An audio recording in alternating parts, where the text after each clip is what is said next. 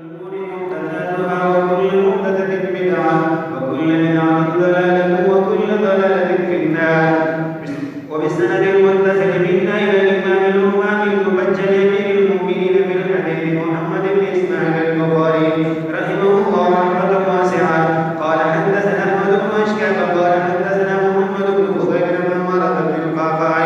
عن أبي زرعة عن أبي هريرة رضي الله تعالى عنه وعنهم قال قال النبي صلى الله عليه وسلم كلمتان حبيبتان إلى الرحمن خفيفتان على اللسان ثقيلتان في الميزان سبحان الله وبحمده